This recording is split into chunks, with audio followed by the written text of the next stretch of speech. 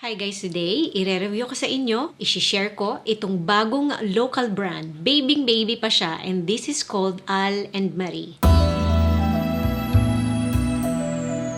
So, etong bagong brand na to, kaya ako naging interested sa kanya because yung perfumes niya, as of the moment, dalawa pa lang yung meron siya. Design kasi to for Philippine weather and para talaga to sa mga Filipinos, yung mga hilig nating klase ng pabango. And, isa pa, original blend siya. Maraming lumalapit sa akin ng mga brands na nagpapa-review nung mga sinasabi nilang handcrafted daw, original blend daw, pero pag inamoy mo, alam mo na copy siya ng isang sikat na perfume. Sa dami ng mga pabango ko, syempre hindi rin naman maiiwasan na pag may naamoy ako na perfume, kahit nasabihin pang originally made siya, hindi maiiwasan na meron akong maaamoy or maiisip na kaamoy na pabango na meron na ako. But, iba kasi yung originally made and medyo parang kaamoy lang nito or kaamoy lang ni ganyan than yung sasabihin na originally made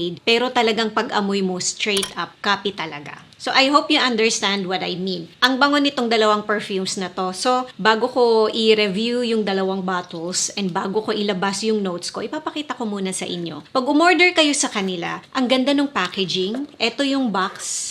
Dalawang bottles kasi yung nakalagay dito. So, ang ganda ng presentation. Ganito naman yung pinaka-box niya. Hindi siya perfume, hindi siya eau de parfum. Nakalagay dito is eau de cologne lang siya. Pero to me, mas stronger siya sa yung mga normal na baby cologne na mabibili ninyo. And etong dalawang perfumes na i-review ko, under siya ng signature collection nakalagay dito. So, ganito naman yung bottles nung perfume. So, dalawa lang yung meron ako and ulitin ko, I think dalawa pa lang din yung meron siya na scents. Ang ganda nung bottle. Plastic yung cap, pero nakakapit. Alam mong pinag-isipan siya. Malinis yung pagkakagawa. Maganda siyang pangregalo, guys. Mag-umpisa muna tayo dito sa Apolonio. Warm days kissed by the sun and the sea. An endless vacation. Inspired by the vibrancy of summer in the Philippines. Initial spray is very mild na sweet citrus tapos floral na. This is a clean but soapy clean. Actually ngayon, habang inaamoy ko siya dito sa may bottle niya, naaamoy ko yung cleanliness, yung pagkasabon. Imagine nasa province kayo. Andun sa likod ng bahay naglalaba yung mom ninyo. Amoy ninyo yung mabulapang floral na sabon na ginagamit niya pang laba. Ganon na ganon yung naaamoy ko sa kanya. Amoy sabon pero very comforting siya. Nakaka-calm. Yung parang bumalik ka sa pagkabata, wala ka pang masyadong responsibility masyado sa mundo. Yung andun pa kayong lahat sa bahay, yung kumpleto pa kayo. This also reminds me of some hotels. Hindi ko ma-pinpoint kung anong exact na hotel yon, pero napipicture ko somewhere in Europe or New Zealand. May napagstayhan na kami na ganito yung amoy ng room or carpet or linens nila. Kasi ang linis nga niya guys, netong Apolonio. Or something na parang amoy nung lobby or they spray sa lobby ng hotel. Nagta-transport yung mind ko sa vacation. Ganun siya ka-relaxing guys. Pinaamoy ko siya sa husband ko and sabi niya it smells clean. Like a fabric softener or yung mga laundry shops. So imagine lang pag pumasok kayo sa mga laundry shops, yung amoy ng fabric softener tsaka yung sabon. Ganun siya. Sweet citrus, floral, and mas magiging slightly sweeter pa siya later on. Yung woodiness niya sa dry down is not very strong. Good for everyday. And eto naman talagang perfumes na to. Talagang dinesign siya for everyday wear, easy reach, pwedeng pang signature scent nating mga Pilipino. Syempre originally sa Pilipinas, but of course, hindi naman kayo pinipigilang dalhin to sa ibang bansa. Talaga lang ang inspiration nito is para sa ating mga Pilipino dito sa weather natin sa Pilipinas. Hindi siya masakit sa ilong pero may tamang projection siya na kapag dumaan ka, merong whiffs kang maiiwan dito sa Apolonio. Bagay siya sa mga gusto ng soft lang na scents na pabango. High school pataas pwedeng gumamit nito. Unisex din siya and okay siyang i-blind buy pang regalo. Sa dry down,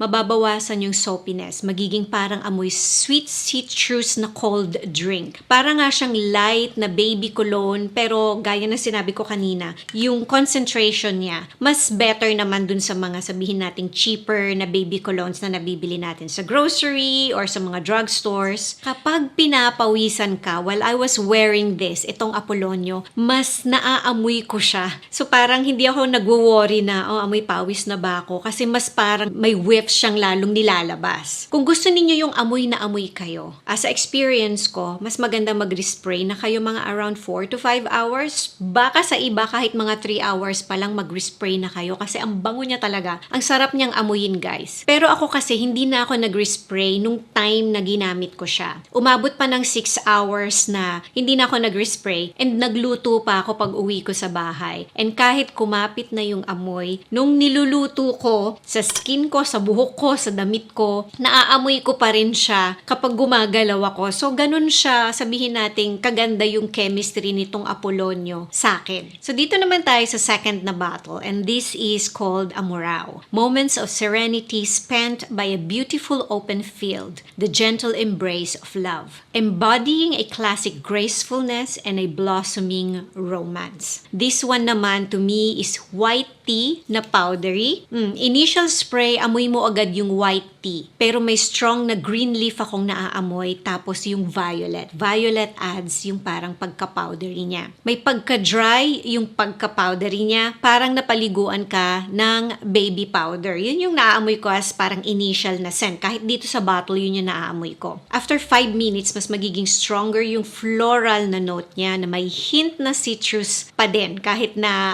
ang floral niya. Parang almost kalamansi yung citrus na naaamoy ko. I find this quieter compared kay Apolonio. So, kung gusto ninyo ng medyo mas tahimik pa na pabango, yan, bagay sa inyo tong Amorao. Sa dry down sa skin ko, medyo magiging hawig na siya ng konti kay Lush Ass na perfume from Lush, pero mas lighter naman ito, guys. Citrus floral na siya. Compared kasi kay Lush Ass, parang mas strong yung citrus nun eh. Ito, parang andun yung citrus din, andun yung pagkahawig niya kay Lush Ass, pero mas may parang floral pa siya. Nawala na yung pagka-powdery niya sa dry down. Good din siya for everyday. High school pataas, bagay siya, lalo dun sa mga mahilig sa citrus floral na perfume. Sayang lang kasi nawala yung pagka-powdery niya sa skin ko. And actually, mas gusto ko yung parang initial na naamoy niya. Pero mabango pa rin naman siya, guys. Nag-last siya sa skin ko ng mga 3 to 4 hours and mas quieter siya sa skin ko. Almost parang skin scent siya compared dito kay Apolonio. Yan yung chemistry nitong Amorao sa skin ko. Pero guys, ang bango nilang dalawa. Kung naghahanap kayo ng pang everyday na perfume na bagay dito sa weather natin sa Pilipinas all year round, i-try ninyo tong Al and Marie. And because ang generous ni Al and Marie, i-share ko naman sa inyo itong isang bottle and this is the Amorao. So mag-comment kayo below, ano yung klase ng pabango na gustong-gusto ninyong ginagamit for everyday dito sa weather natin sa Pilipinas. Powdery ba, floral, citrus, fresh, ozonic, woody. Yan, ilagay ninyo yung comment ninyo below and make sure na sa dulo ng comment ninyo, ilagay ninyo yung Instagram account ninyo. This is for Philippine address only, okay? So yung mga nanonood sa akin na nasa ibang bansa, pwede naman kayong sumali, guys. Just make sure lang na meron kayong mapoprovide na Philippine address. Just in case na manalo kayo, maganda itong pangregalo sa mga loved ones ninyo dito sa Pilipinas. Ilalagay ko sa description box below kung kailan ko i-announce yung isang mananalo and i-announce ko yon sa Instagram account ko, guys. Okay? Make sure din na ilagay ninyo sa calendar ninyo kung kailan ko i-announce yung mananalo and make sure din na gumagana yung Instagram account ninyo because pag nanalo kayo and after 1 month, hindi ninyo na-claim yung prize, ibibigay ko na sa iba yung prize ninyo. Okay? So, ayan na, guys. Etong Al and Marie fragrances. Thank you very much for sending me your 2 products. And thank you also for trusting me. Ilalagay ko din sa description box below kung saan kayo makakabili netong 2 perfumes. Good luck dun sa isang mananalo. Thank you for watching and see you again on my next video. Bye!